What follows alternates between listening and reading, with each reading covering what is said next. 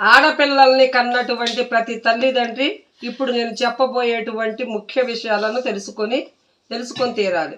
చాలామంది అమ్మయ్య మాకు ఆడపిల్ల పుట్టింది, మహాలక్ష్మి పుట్టింది అని సంతోషపడిపోతూ ఉంటారు.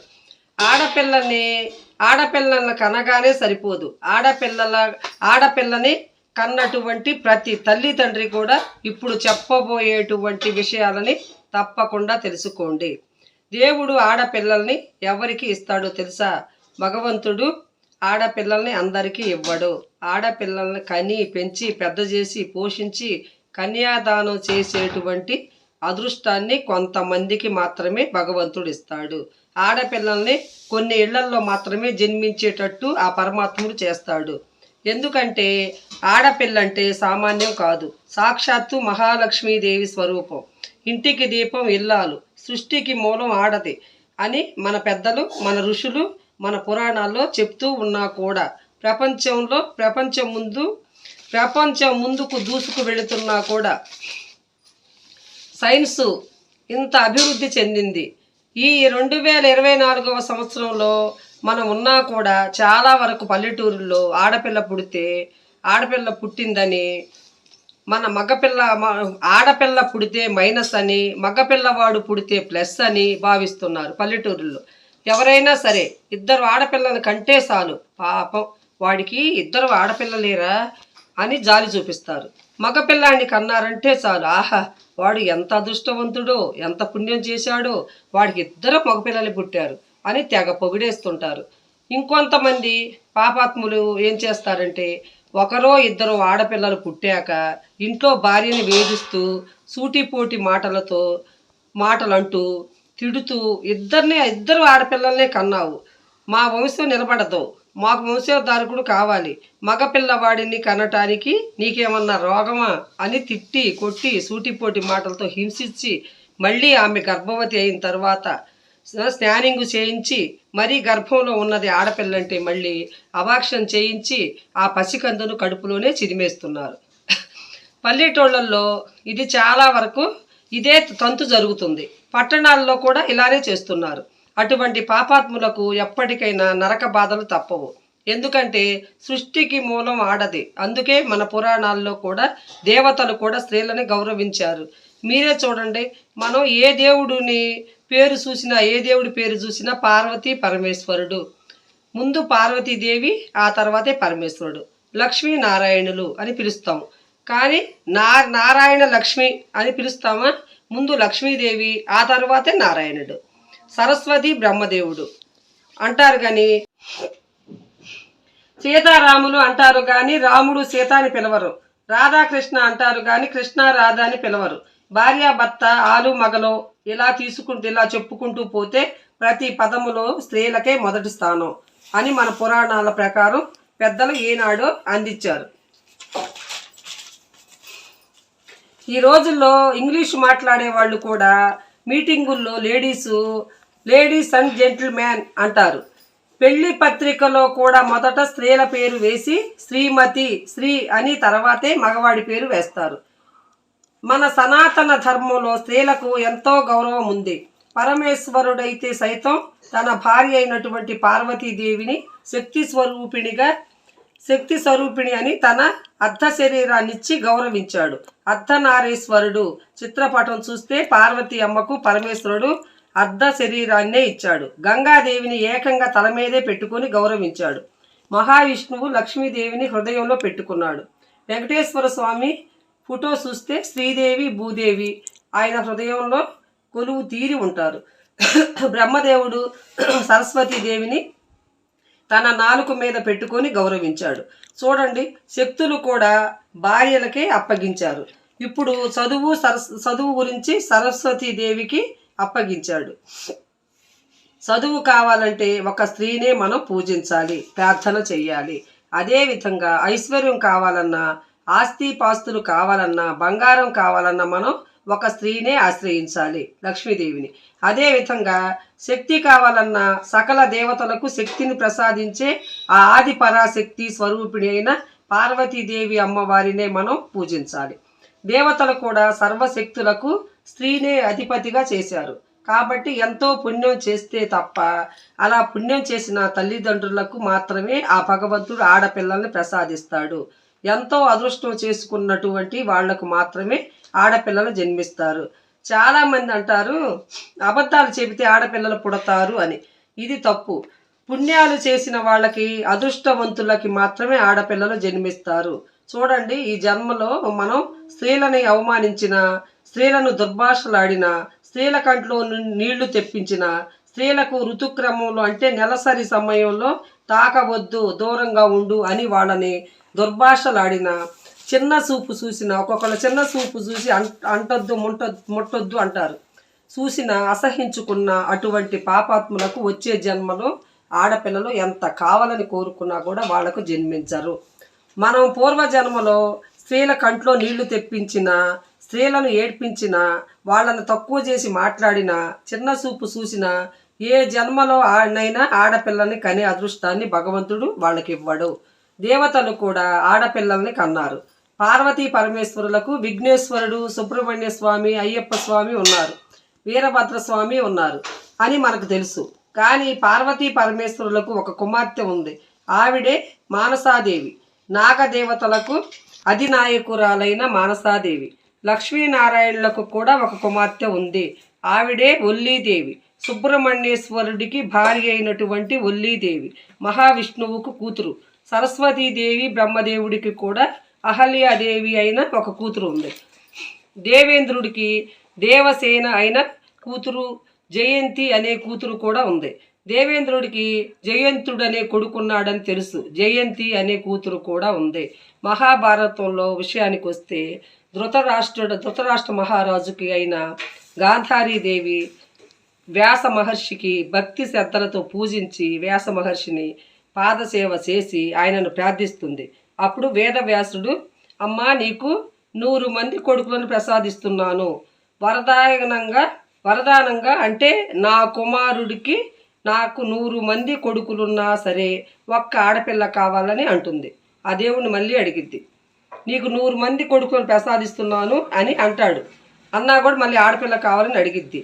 మహాపతివ్రత అయిన గాంధారి, ఆమె మహాపతివ్రత, తన భర్తకు కళ్ళు లేనటువంటి తన భర్తకు కళ్ళు నాకు అవసరం లేదని కళ్ళకు నల్లబట్ట కట్టుకొని ఉంటుంది గాంధారీదేవి. ఆవిడ 100 మంది కొడుకులని ఉన్న ఒక కుమార్తె కావాలని పట్టుబట్టి దుస్సల అనే ఒక ఆడబిడ్డకి జన్మనిచ్చింది. చాలామంది తల్లిదండ్రులు మగపిల్లవాడు పుడితే సంతోషపడుతూ ఉంటారు, స్వీట్లు పంచి పెడతారు. కానీ ఇక్కడ ఒక విషయం మీరు గుర్తుపెట్టుకోండి, మగపిల్లవాడు పుడితే కాదు పండుగ చేసుకోవాల్సింది ఆడపిల్ల పుడితే పండుగ చేసుకోవాలి. ఆడపిల్ల సాక్షాత్తు మహాలక్ష్మి స్వరూపం, బాల త్రిపుర సుందరి. ఎందుకంటే మగపిల్లవాడు ఒక్క ఇంటికే ఇంటి పేరు తెస్తాడు, కానీ ఆడపిల్ల 2 ఇళ్లకి పేరు తెస్తుంది. అందుకే పుట్టిన క్షణం ఏం బిడ్డ అంటే ఆడబిడ్డ అని మనం చెబుతాం. ఎందుకంటే ఆడబిడ్డ అంటే అత్తగారింట బిడ్డ అని అర్థం. పుట్టినింటికి పేరు తెస్తుంది, మెట్టినింటికి పేరు తెస్తుంది ఆడపిల్ల. అత్తవారింట్లో కాలు పెట్టిన తర్వాత చక్కగా సంసారం చేసుకుంటూ గృహిణీ ధర్మాలను పాటిస్తూ ఉండాలి. ఆడపిల్లతో పాటు ఆ తల్లిదండ్రిని కూడా పొగుడుతారు. వాళ్ళ తల్లిదండ్రులు ఇంత గొప్పగా తీర్చిదిద్దారు ఈ అమ్మాయిని, మా ఇంటి కోడలు కావటం మా అదృష్టం అని కొంతమంది చెప్పుకుంటూ ఉంటారు. ఇరుగు పొరుగు వాళ్ళు కూడా ఆహా ఎంత గుణవంతురాలు అని చెప్పి ఆడపిల్లతో పాటు తన తల్లిదండ్రిని కూడా కీర్తిస్తారు. అంతేకాదు పుట్టినింటికి మెట్టినింటికి 2 ఇళ్లకి పేరు తెచ్చే శక్తి ఒక్క ఆడపిల్లకే ఉంది. ఈ కాలం ఇంకా లోతుగా చెప్పాలంటే మనం అన్నదానాలు చేయవచ్చు, గోదానాలు కూడా చేయవచ్చు, సువర్ణదానము, అన్నదానం, విద్యాదానం అన్నీ చేయవచ్చు. కానీ కన్యాదానం చేయాలంటే తప్పకుండా ఆడపిల్ల ఉండి తీరాలి. కన్యాదానం చేసేటప్పుడు ఒక మంత్రం చెప్తారు, చిరంజీవి లక్ష్మీ సౌభాగ్యవతి, అంటే సాక్షాత్తు నా కూతురు లక్ష్మీ సౌభాగ్యవతి. అక్కడ కూర్చున్న నా అల్లుడు గారు మహావిష్ణువు, ఆ మహావిష్ణువుకి నా కూతురైన లక్ష్మీదేవిని ఇచ్చి నేను కన్యాదానం చేస్తున్నాను అని చెప్పి ఒక మంత్రం చెబుతారు. కానీ నేను మహాలక్ష్మి స్వరూపమైన నా కూతుర్ని ఇచ్చి మా అల్లుడి గారికి కన్యాదానం చేస్తున్నాను, నేను ఈ కన్యాదానం చేస్తున్నాను కాబట్టి వేదశాస్త్రాల ప్రకారం నాకంటే ముందు పుట్టిన మా తండ్రి గారు, మా తాతగారు, మా ముత్తాత వాళ్ళు 10 తరాల వాళ్ళు, నా తర్వాత జన్మించినటువంటి నా కొడుకు, నా మనవడు, వాళ్ళ బిడ్డలు, వెనక నా 10 తరాలు, ముందు 10 తరాలు శాశ్వత బ్రహ్మలోక నివాస సిద్ధిరస్తు, వీళ్ళందరికీ శాశ్వతంగా బ్రహ్మలోకంలో ఒక బంగారు మేడలో నివాసం చేస్తున్న పంచభక్ష పరిమాణాలు తింటూ సంతోషంగా గడపాలని అర్హతను దేవతలు కల్పిస్తారు. కన్యాదానం చేసిన వాళ్ళకి ఇన్ని అర్హతలు దేవతలు కల్పిస్తారు. ఒక ఆడబిడ్డను కన్యాదానం చేసినటువంటి ఆ యొక్క తాత మాత్రమే కాదు, వాళ్ళ వెనక పూర్వీకులు 10 మంది తర్వాత పుట్టబోయే 10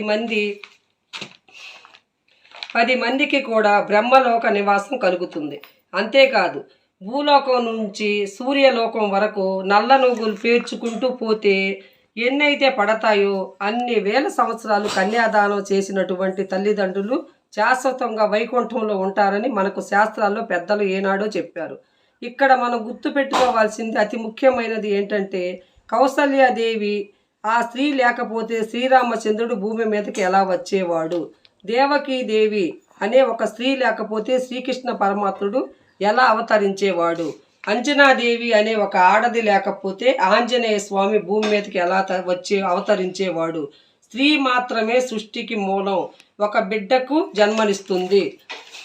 స్త్రీ గర్భం ధరించిందంటే అది ఒక తపస్సుతో సమానం. 9 నెలలు కూడా ఎంతో ఇబ్బంది పడుతుంటుంది. అన్నం తిన్నాక చాలామందికి అన్నం తినరు. ఒకవేళ తిన్న ఈ వేవిళ్లతో ఎంతో బాధపడతారు. అయినా కూడా వాళ్ళు తన బిడ్డ బలహీన పడుతుందేమో అని చెప్పి ఎంత అన్నం తినబుద్ధి కాకపోయినా వేవిళ్లతో తిని వాళ్ళ ఇష్టం లేకపోయినా బలవంతంగానైనా సరే భోజనం చేస్తారు. ఎన్నో శ్రమలు ఓర్చి ఎంతగానో నొప్పులు పడి బిడ్డకు జన్మనిస్తారు. తన రక్తాన్ని బిడ్డకు పాల రూపంలో అందిస్తారు. బిడ్డకు ఎన్నో ఉపచారాలు చేసి మలమూత్రాలను కడిగి చక్కగా బిడ్డను పెంచి పెద్ద చేస్తారు. ఇటువంటి గొప్ప సౌశీల్యం స్త్రీకి మాత్రమే ఉంటుంది. ఆడది లేకపోతే ఆ ఇల్లు ఇల్లే కాదు, దేవుడు లేనటువంటి దేవాలయము. ఎటువంటిదో స్త్రీ లేనటువంటి ఇల్లు కూడా అటువంటిదే. ఇంటికి దీపం ఇల్లాలే. దీపం లేకపోతే ఇల్లు ఎలా ఉంటుందో, చీకటిగా ఒక ఆడది ఇంట్లో లేకపోతే ఆ ఇల్లు చూడండి, చిందర వందరగా ఇల్లంతా గిన్నెలతో చెత్తతో ఉంటుంది. మంచాలు చండాలంగా, ఎక్కడ దుప్పట్లు అక్కడే, ఎక్కడిది అక్కడే, ఎక్కడ బూజు అక్కడే. ఏ ఇంట్లో అయితే స్త్రీ ఉంటుందో ఆ ఇల్లు ఒక స్వర్గం. స్త్రీ లేనటువంటి ఇల్లు ఒక శ్మశానంతో సమానం అని పెద్దలు ఏనాడో చెప్పారు. కాబట్టి ఆడపిల్లల్ని కన్నటువంటి తల్లిదండ్రులు నిజమైనటువంటి అదృష్టవంతులు. అదృష్టం ఉన్న వాళ్ళకి మాత్రమే మహాలక్ష్మి స్వరూపమైన ఆడపిల్లలు జన్మిస్తారు. కాబట్టి ఆడపిల్లలకు చదువు ఎందుకు, పెళ్లి చేసేయాలి అనే ఆలోచనలు విడిచిపెట్టండి. వాళ్ళు చదవాలనుకుంటే చక్కగా చదివించండి. వాళ్లకు కూడా బాగా మీ ప్రోత్సాహాన్ని ఇవ్వండి. ఏ రంగంలో ఆసక్తి చూపిస్తారో ఆ రంగంలో వాళ్ళను ముందుకు పంపించండి.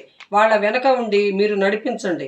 ఇంకొక విషయం బాగా గుర్తుపెట్టుకోవాలి, ఆడపిల్లల తల్లిదండ్రులు ఆడపిల్లల్ని ఋతుక్రమంలో తక్కువ చేసి చూడటం కానీ, వాళ్ళను తిట్టడం కానీ, కొట్టడం కానీ, దుర్భాషలాడటం కానీ, వాళ్ళ కంట్లో నీళ్లు తెప్పించటం కానీ చేస్తే సాక్షాత్తు మహాలక్ష్మి ఆ ఇంట్లోంచి వెళ్ళిపోతుంది.